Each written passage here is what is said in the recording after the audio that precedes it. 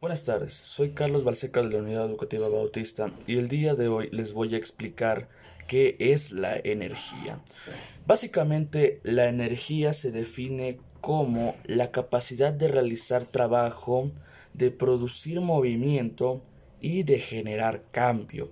En esta ocasión les voy a hablar de los tipos de energía, su función y agarraremos alguna de estas dos y vamos a hablar a profundidad de ellas. Así que vamos a empezar.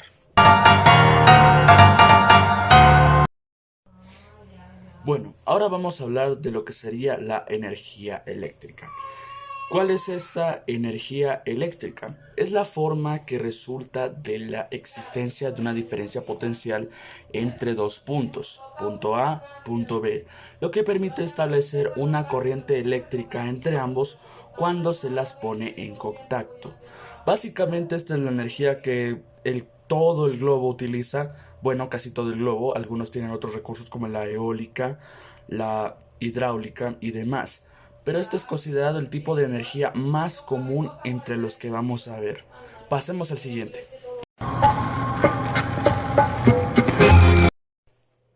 Bueno, ahora vamos a hablar sobre la energía nuclear. Básicamente la energía nuclear se aprovecha de el calor que genera la radiación, pero esta no es toda la información que les voy a suscitar. Para entender la energía nuclear, tenemos que saber en dónde se origina, qué es una planta nuclear. Y ustedes se preguntarán qué es una planta nuclear. Una planta nuclear es una instalación industrial que genera electricidad a partir de la energía nuclear. Si recuerdan que anteriormente les mencioné que la electricidad o la energía eléctrica más bien era el medio más común de generar energía para el uso doméstico. Pues no es así. En Estados Unidos se utiliza la energía nuclear con muchísima más frecuencia. Entonces, continuemos. Además, esta energía forma parte de las familias de las termoeléctricas, o sea que es indispensable para generar energía eléctrica, lo que implica utilizar el calor para generar energía eléctrica. Como les mencioné anteriormente, se suscita a partir del calor. Este calor proviene de la fisión de materiales como uranio y plutonio. Que fisión se tiene por entendido que es la sobreexposición de estos dos a altas presiones para tener una mezcla considerable entre ambos. Por eso es que se menciona mucho las barras de plutonio o el uranio es malo para el cuerpo. Esos son los refranes que se tienen entendido por estos dos materiales químicos. Ahora, lo que necesitamos saber es cómo funciona una planta nuclear. Muy bien, ahora les voy a explicar el funcionamiento de la central nuclear. El funcionamiento de una central nuclear se basa en el aprovechamiento del calor para mover una turbina por la acción del vapor de agua, la cual está conectada a un generador eléctrico. Para conseguir el vapor del agua se utiliza como combustible el uranio o el plutonio. Ojo, estos dos materiales son esenciales para este proceso. El proceso se puede simplificar en 5 fases, las cuales son, como fase número 1, el uranio, la fisión de uranio se lleva a cabo en el reactor nuclear, liberando una gran cantidad de energía que calienta el agua hasta evaporarla. Si recuerdan que les mencioné que es muy importante que haya vapor para mover la turbina, pues bueno, como siguiente etapa, como etapa número 2, este vapor se transporta hasta el conjunto turbina, el cual va a hacer que funcione el generador mediante un circuito de vapor. Como tercera etapa, tenemos que una vez ahí, las aspas de la turbina giran por acción del vapor y mueven el generador. El generador no puede estar operativo si la turbina no está en funcionamiento. Es como por ejemplo de que no hay trabajo si no hay energía, porque la energía es fundamental para realizar un trabajo, la cual transforma la energía mecánica en electricidad. Como cuarta etapa tenemos que el vapor de agua ha pasado por la turbina, se envía a un condensador donde se enfría y se vuelve líquida. Esto torna que el agua se transporta para volver. Esto se torna en que tenemos que conseguir básicamente vapor, cerrando así el circuito del agua. Y aquí se cierran las 5 fases. Como dato extra, los residuos generados por la fisión de uranio son almacenados dentro de la propia central, en unas piscinas de hormigón especiales para materiales radioactivos. Es muy importante que el material sea hormigón o acero reforzado para que no se filtre lo que sería este gas tóxico generado por el calor.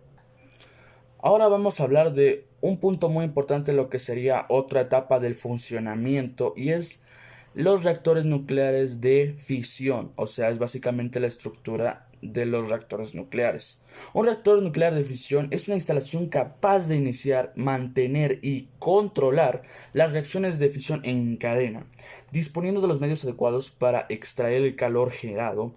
Sus elementos principales son 6, los cuales son combustible, moderador, elementos de control, refrigerante, blindaje y elementos de seguridad. Vamos a explicar lo que sería el combustible. Formado por material fisionable, generalmente compuesto de uranio, en que tienen lugar reacciones de fisión, es la fuente de la generación del calor. Básicamente eso es el combustible. En cambio, el moderador lo que hace es disminuir la velocidad de los neutrones rápidos generados en la fisión. Manteniendo la reacción, se acostumbra a utilizar agua pesada, helio, grafito o sodio metálico. Eso sería moderador. En cambio, elementos de control es lo que permite controlar en todo momento la población de neutrones y mantener estable el reactor. Una cosa a aclarar: si estos neutrones se alteran, el reactor puede explotar. ¿Y qué provoca esta explosión? Que se disipe todo el gas tóxico, y el que entre en contacto, cualquier ser vivo que entre en contacto con este, va a morir o va a padecer enfermedades secundarias. En cambio, vamos a hablar del refrigerante, el cual extrae el calor generado por el combustible. Generalmente utilizan refrigerante líquidos como el agua ligera, el agua pesada o gases como el anhídrido carbónico y el helio, que se usa para que los globos se mantengan en el aire. Ahora vamos a hablar de lo que considero yo uno de los puntos más importantes de esta estructura, la cual es el blindaje. El blindaje evita que las radiaciones y los neutrones del reactor se escapen al exterior. Por lo general se utilizan materiales de muy alta resistencia como el hormigón, el acero o el plomo, ya que, como les mencioné anteriormente, si una persona llega a tener contacto, cualquier ser vivo, planta, animal, persona, llega a tener contacto con este material nocivo y muy radioactivo, puede morir o tener secuelas. En cambio, vamos a hablar de la última etapa, las cuales son los elementos de seguridad. Todas las centrales nucleares, por obligación, las cuales son las centrales nucleares de fisión, disponen de múltiples sistemas de seguridad para evitar que se libere este nocivo gas. Porque, como les expliqué anteriormente, el que tenga una exposición leve a este gas puede morir. Pero los que están cuidando estas centrales, que serían el elemento de seguridad, vienen con trajes especiales, trajes criogenizados, trajes anhídricos, trajes pasteurizados, en los cuales no se filtra lo que sería este oxígeno o este aire nocivo para el cuerpo humano. Eso sería todo, absolutamente todo sería por la energía nuclear. Muchas gracias.